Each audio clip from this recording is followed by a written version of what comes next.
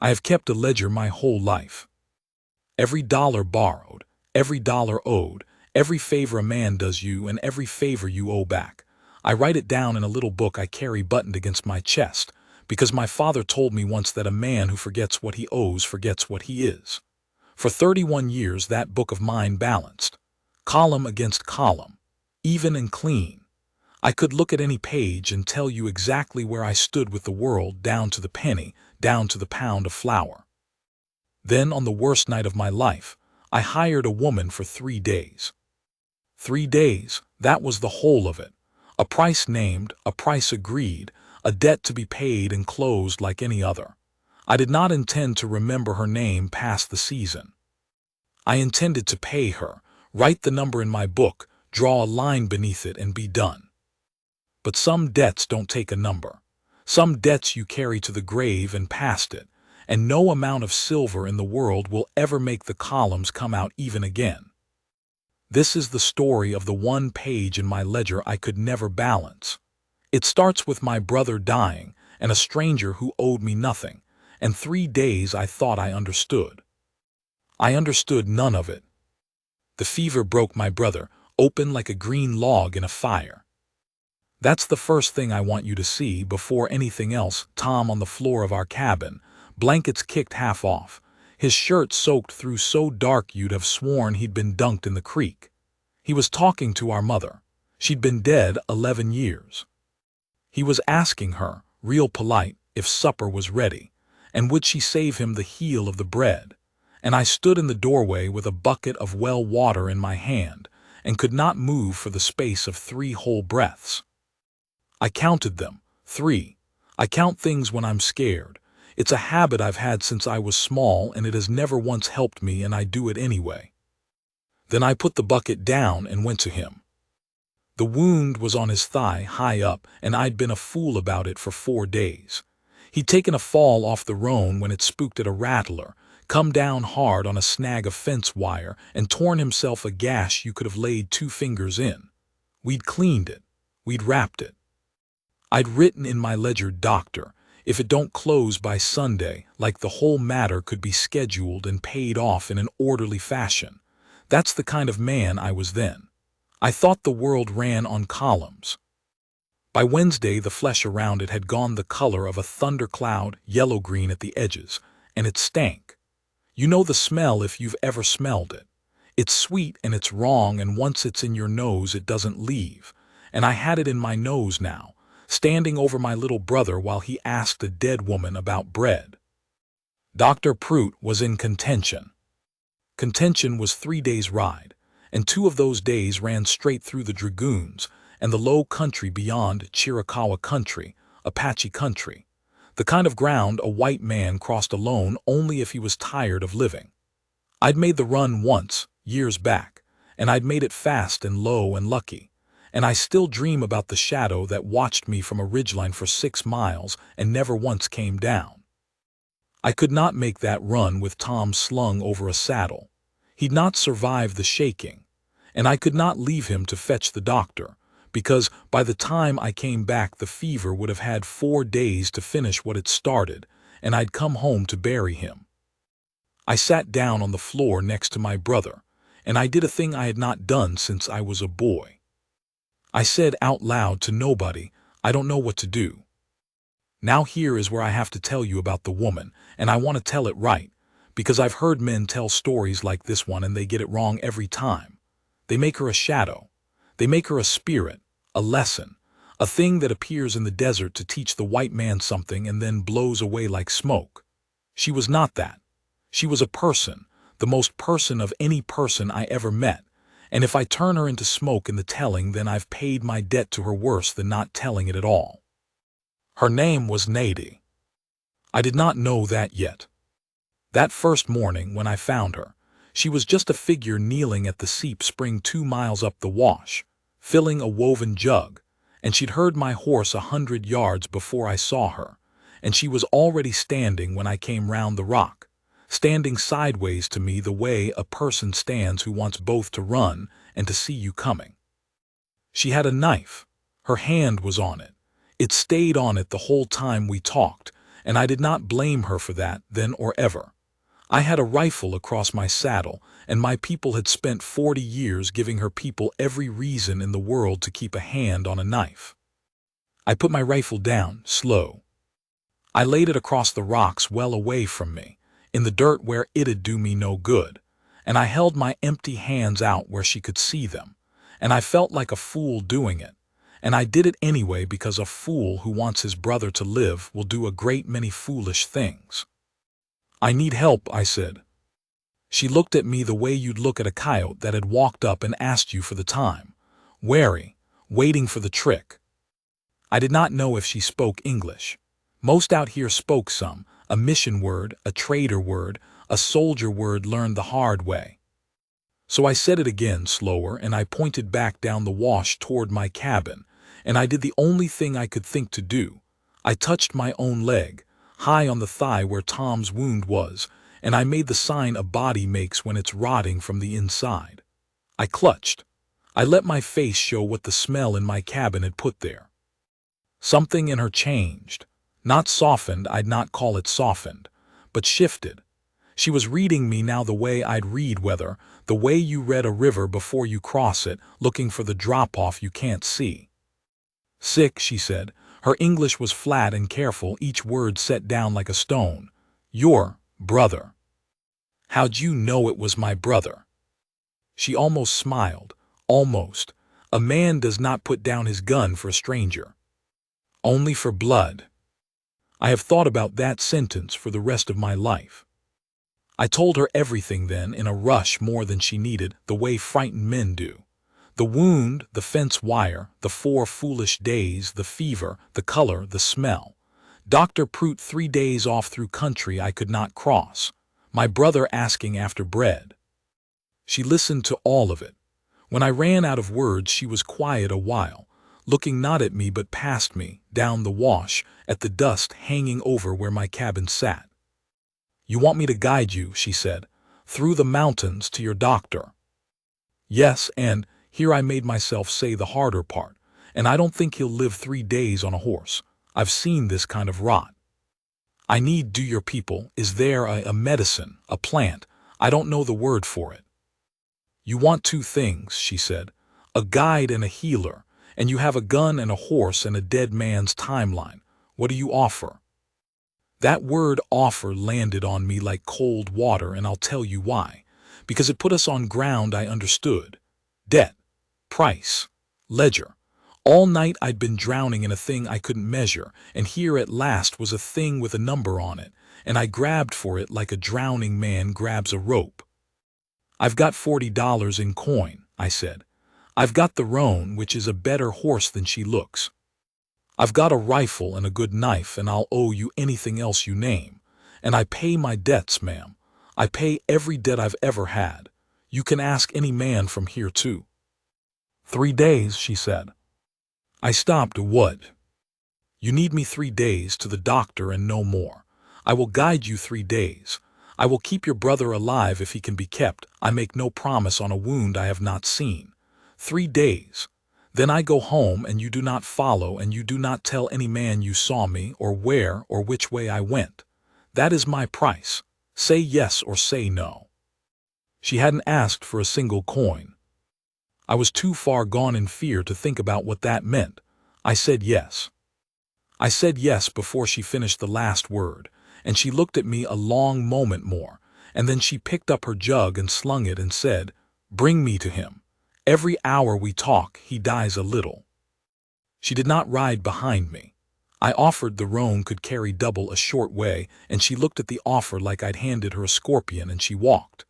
2 miles she walked, fast, tireless, her eyes going everywhere but at me. I understand it now. Getting up behind a white man she'd known for the length of one conversation, putting herself at his back, hands full of holding on instead of full of a knife, no. A woman didn't live long out here doing that.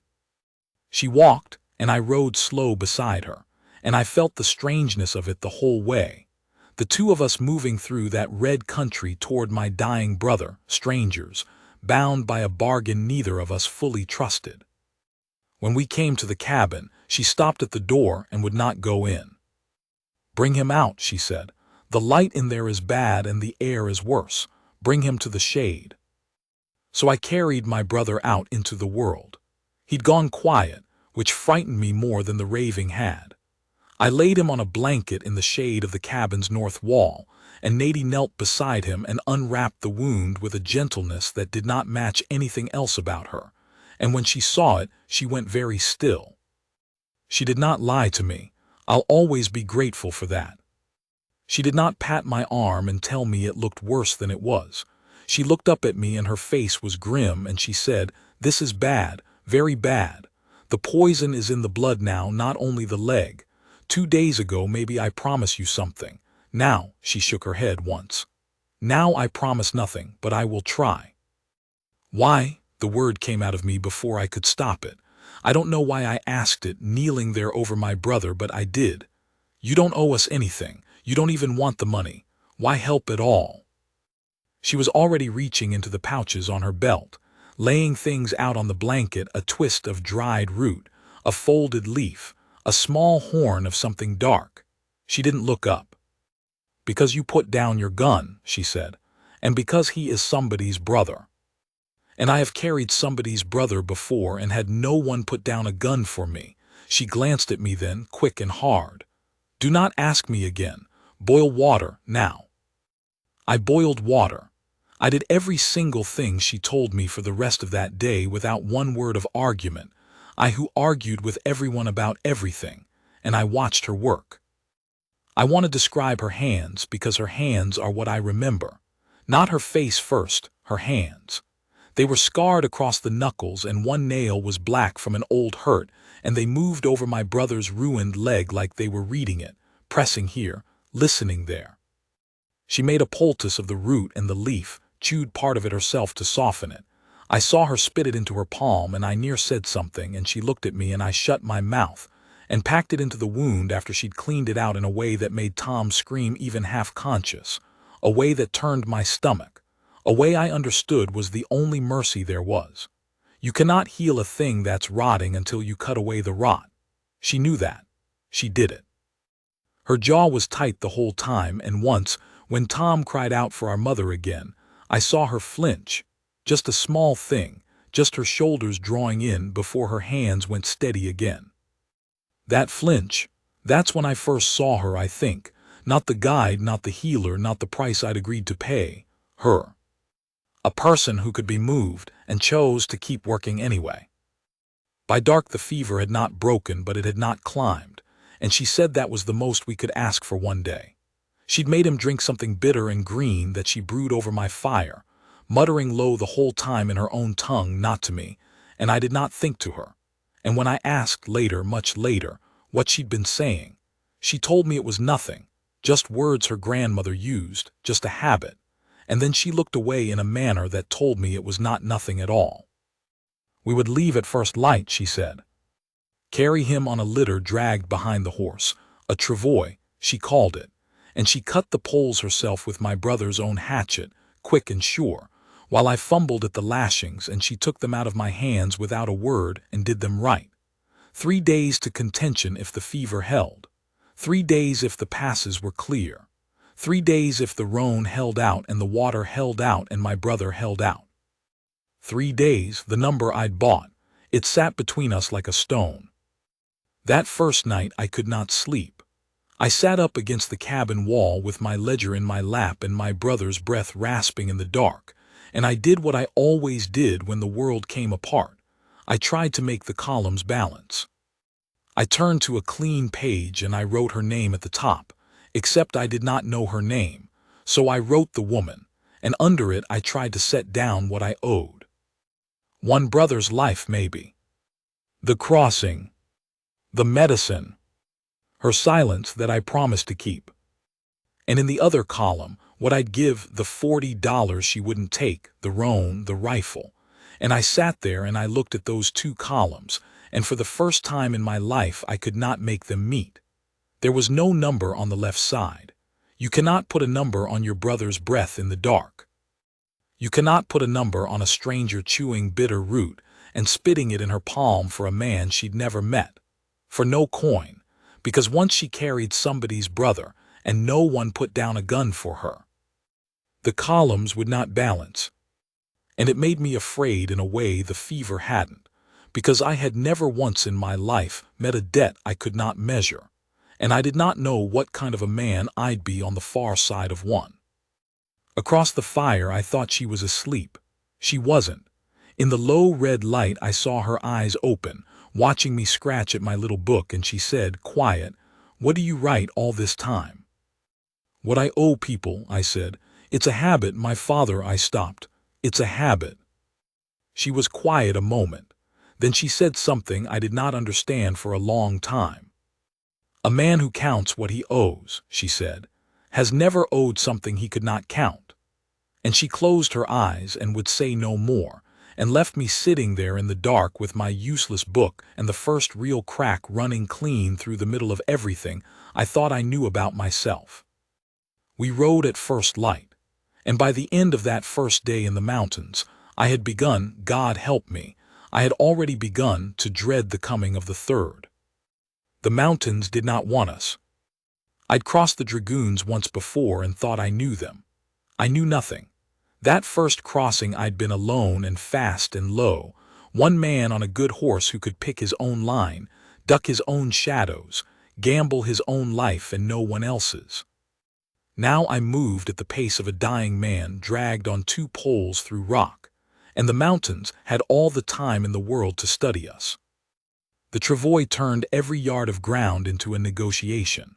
Where a horse and rider might climb straight up a shale slope, the travois had to be led around, coaxed across, sometimes half-lifted while the poles bit and sparked against stone.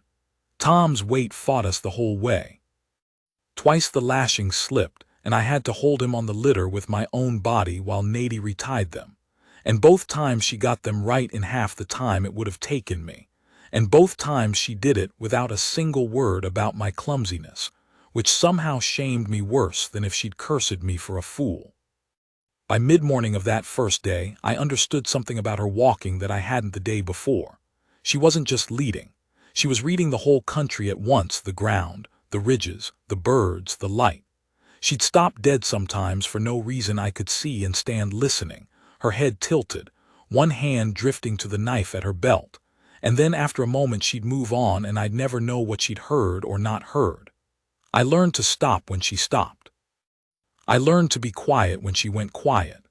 I, who had spent my whole life being the one who knew the land, learned to follow a woman through it like a child follows its mother, and the strange thing, the thing I could not have predicted, was that it did not gall me. It should have. It didn't. Around noon Tom surfaced. The fever had held through the night the way she'd hoped, and the poultice was doing something.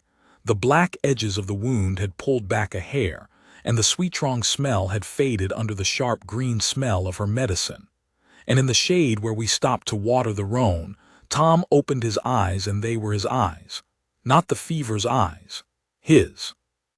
"Cal," he said my name, he knew me. "Cal, where?" "Easy," I got down beside him fast. "Easy, Tommy, you took sick. We're taking you to Prude." His eyes moved past me and found Nady, and I watched him try to make sense of her. This Apache woman crouched a little way off with a horn of water in her hand, watching him with a flat, unreadable care. I braced for it. I'd grown up on the same stories he had, the same borders, the same 40 years of blood. I did not know what he'd say. He said, "You the one that don't want the money." I near laughed. I told him nothing. He'd been half out of his skull with fever. But some part of him had been listening in the dark the whole time, the way a drowning man hears the voices on the bank. Nady tilted her head. "I am the one," she said. "Then I owe you," Tom said, and his voice was thin as paper, but it was steady. "I don't. My brother keeps a book. He'll tell you I always pay. I always." And the fever pulled him back under mid-sentence, his eyes rolling up, and I caught his head before it hit the ground. Nady moved in with the water. And as she wet a cloth and laid it across my brother's cracked lips, she said, not looking at me, "You are two of a kind. You and him, always the book, always what is owed. It's how we were raised." "I know," she wrung the cloth. I have met men raised so, they pay every debt they can name, and they cannot see the ones they cannot name, and so they walk through the world believing they owe nothing and leave a trail of it behind them like a horse leaves droppings. She looked up at me then quick, and something in my face must have gone hard because she added softer, I do not say you, I say the men I have met. You put down your gun, that is not nothing. A pause. It is also not much. I didn't know what to say to that, so I said nothing, which she seemed to think was the first wise thing I'd done. That afternoon, I learned her name. We were climbing a long, broken slope toward the first real pass, and the roan lost its footing on loose scree and went down to its knees, and the travois swung hard toward a drop, and Tom slid. I lunged and got a fistful of blanket, and the world went very small and very slow. My brother's body half over the edge, my boots skidding, the whole weight of him pulling me after, and then she was there. A hand locked around my wrist and her heels dug into the mountain, and between the two of us we dragged him back from the air. We sat there after, all three of us breathing, my heart going like a drum. And I looked at her hand still around my wrist, the scarred knuckles, the black nail, and I heard myself say, stupid, shaking, I don't even know your name. I don't know what to call you. She let go of my wrist.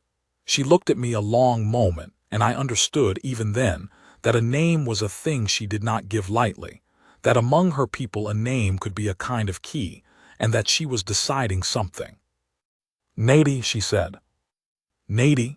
I said it back careful, the way she'd said her English words the first day, setting the stone down straight. It is not the name my mother gave me, she said, standing, brushing the grit from her palms. That name I do not give. This one is enough for 3 days. And she took up the roan's lead and clicked her tongue, and we climbed on, and I turned the word over and over in my head, enough for 3 days, and hated it, and did not know yet that I hated it. The trouble came on the second morning. We'd made a cold camp the first night high in a notch of rock.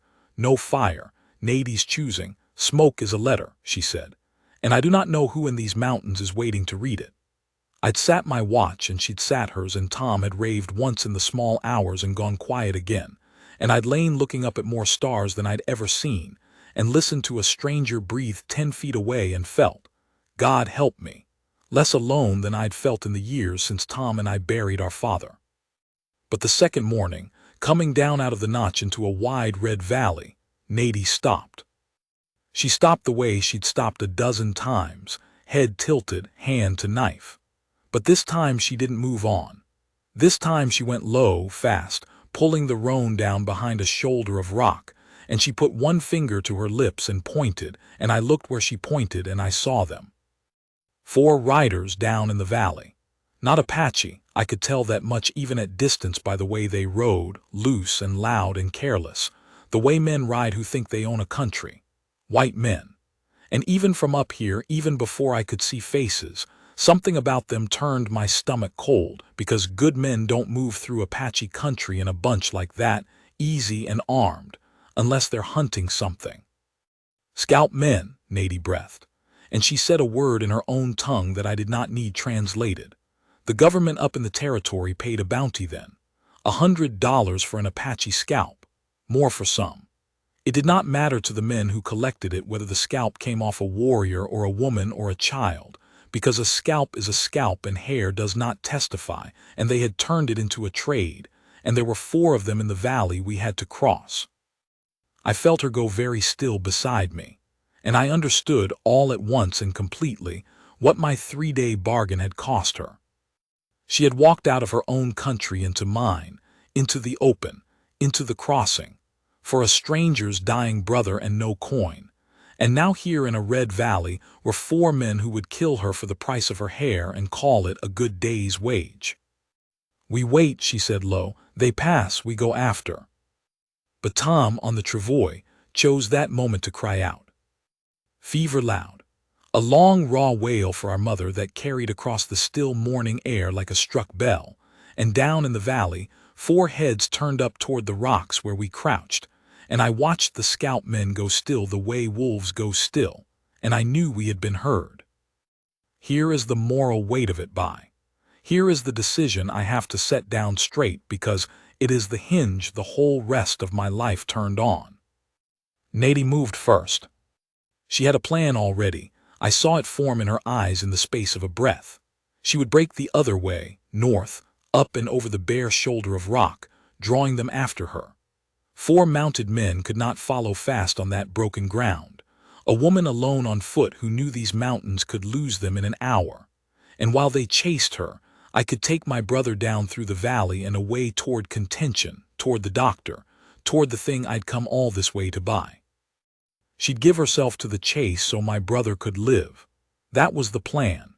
She said it fast and flat in 3 sentences, already gathering herself to run, and it was a good plan and it would probably work, and it turned my whole insides to ice. Because I did the sum. I couldn't help it, it's how I'm built. 4 armed men, 1 woman on foot, $100 bounty, and country she knew but they had horses. Probably she'd lose them. Probably. And if she didn't, I would be riding away toward my brother's life with her death at my back, a death I had led her into, a debt so far past anything my ledger could hold that the book would have burst into flame if I tried to write it. 3 days. I'd bought her for 3 days. And on the second morning the bargain came due in a coin I had never once imagined. Her life for Tom's, laid down for a stranger, no coin, no thanks, gone. I grabbed her arm. No, I said. She wrenched against me. There is no time to argue, put down. I said no. And I did a thing then I had never done in my life, a thing that made no sense against any column in any book I'd ever kept. I stood up. I stood up on the rock in plain sight of 4 scalp men, and I pulled my rifle up over my head, and I shouted down into that valley in a voice that cracked the morning open, "Hey, up here. I got a sick man and I need help crossing, and I'll pay for the trouble." Nady stared at me like I'd lost my mind. Maybe I had. But I'd done the second sum, the one under the first. 4 scalp men, riding careless and armed, hunting Apache in these mountains, and here was a white man, alone as far as they could see, waving a rifle and a fat promise of pay. To them I was not a threat. I was a customer. I was a story to tell over a fire, the fool rancher they met crossing the dragoons. And a white man's brother dying on a travois would hold their eyes right where I needed them held.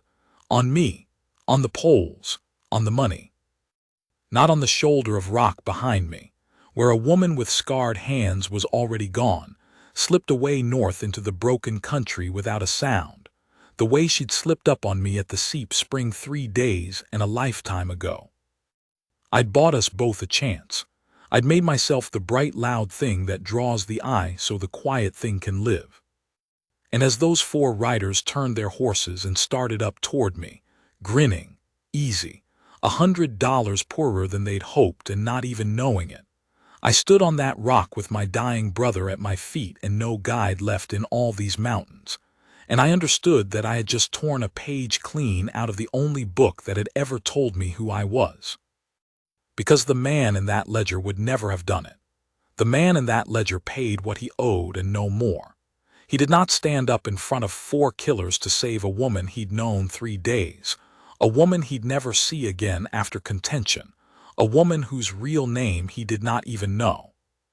But I had done it without thinking, which meant that somewhere in 3 days of red mountains without my noticing, I had stopped being that man. The riders came up grinning, and I made myself grin back, and I started lying for my life and my brother's, and the whole time only one thought ran under everything, cold and clear as the Seep Spring. She's gone, she got away, that's what you wanted. So why does it feel like the worst debt you've ever failed to pay? I have lied to men before.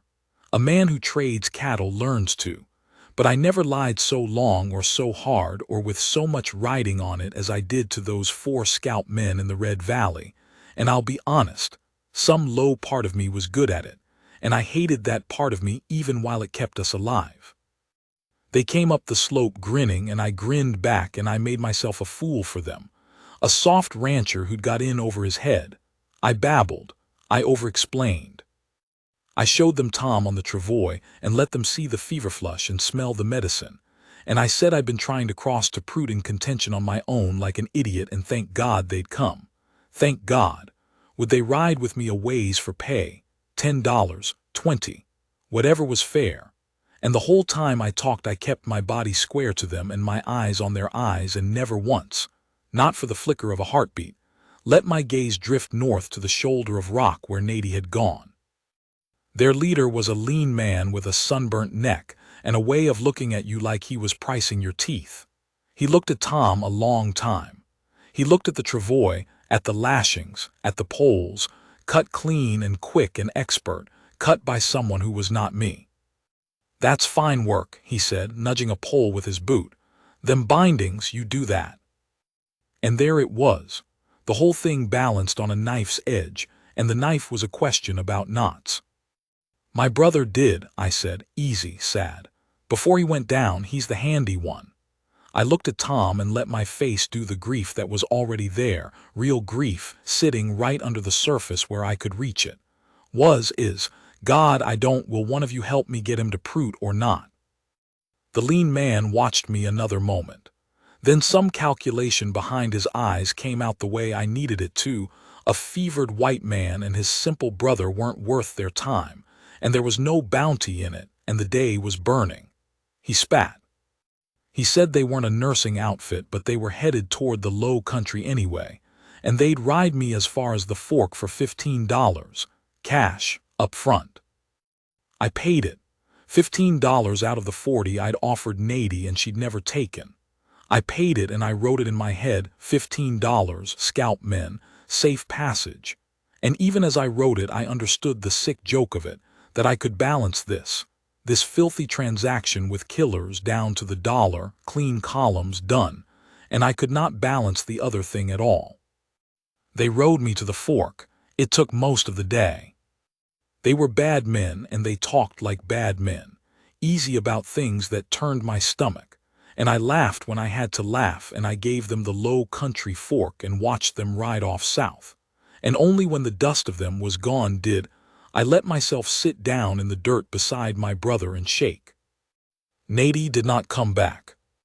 I hadn't expected her to. That had been the whole point of it. I'd made her free, I'd drawn the eye. She'd gone north into her own country and away from mine, and the bargain, 3 days, was near enough done. She owed me nothing. She'd never owed me anything. I got Tom to prute in contention the next afternoon, alone, following the low country the way she'd have taken me, and the doctor cut and cleaned and cursed my 4 foolish days and said if that wound had been another day untreated, or if that green poultice hadn't drawn the poison back, my brother would be in the ground. If that poultice hadn't, I made him say it twice. Then I went out behind Prute's place and sat against the wall and got my breath and did not, whatever a man might expect, feel like I'd won anything at all. Tom lived. I should say that plain because I've dragged you through enough dread. My brother lived. He limps in cold weather to this day, and he blames me for the 4 days, and he's right to. And he's alive to do it, and I thank God on my knees for the privilege of being blamed. But this is not, in the end, a story about my brother living. He'd tell you that himself. This is a story about the page I could not balance, and I have to finish it honest. 3 weeks after contention, when Tom could sit a horse again, I went back. I told him I was checking the north fences. I checked no fences. I rode 2 days into the low country below the dragoons, to the seep spring where I'd first found her filling a jug, and I did the most foolish thing a man in my position could do. I sat down by that spring in the open, unarmed, my rifle left tied to my saddle 100 yards off, and I waited. I don't know what I thought would happen. I'd promised her, you do not follow, you do not tell any man where I went, and here I was following, breaking the one price she'd actually named. I told myself I only wanted to pay her. I had the $40. I had the roan. I had a debt, and I was a man who paid debts. And I sat there with my little book in my lap, turned to the page that said the woman at the top and would not balance. and I waited for her to come out of the rocks so I could make it come out even and finally close the page. That was the lie I told myself. I know now it was a lie. I did not want to close the page. I wanted to see her. She came on the second day. I never heard her. I'd known I wouldn't. One moment I was alone by the spring, and the next she was there, 30 feet off, sideways to me the way she'd stood the first day, one hand at her belt. And on her face was a look I will carry to my grave, not surprise, not softness, something more like sorrow and something like anger, and under both of them, plain as the sun, the thing neither of us had a right to. "You followed," she said. "I came to pay you." "You came to pay me." She said it flat, the way she said things when she was deciding whether to be angry. "You broke the one word I asked you to keep, to pay me. You are a fool, and worse, you are a fool who thinks a coin can close what he owes." She took a step. "Show me your book." I don't know why I did it. But I stood up and I crossed to her, slow, hands open, the way I'd learned, and I held out the ledger open to the page. The woman. The empty column on the left. The number I'd never been able to write. She looked at it a long time. She could read enough. She saw the blank where the debt should be. And I watched her understand it, watched her understand that I had sat awake 3 nights over a column I couldn't fill, and something in her went still and stricken in a way I'd only seen once before, the flinch over my brother's wound, when Tom cried for our mother. "You cannot write it," she said, quiet, not a question. "No. Because there is no number." "No." She was silent. The spring made its small sound. A bird I couldn't name said something once and stopped. And then Nadie did a thing I did not expect and have never gotten over. She reached out and she took the pencil from where it was tucked in the spine of my book, took it in her scarred fingers, and she drew, slow and deliberate, a single line straight through the empty column, through the blank, through the debt. "There," she said, "balanced. You owe nothing, I owe nothing. It is closed." She pressed the pencil back into my hand and closed my fingers over it, and she was very near me now, near enough that I could see the black nail, the old scars, near enough to smell the green medicine smell that I would smell in dreams for the rest of my life. "That is what I want, Cal, not your coin, not your roan, this. The book closed, you free of me, because—" She stopped. And I watched her decide, one more time, whether to give a thing away. "Because there is no life for us on the far side of an open page," she said. "You know this.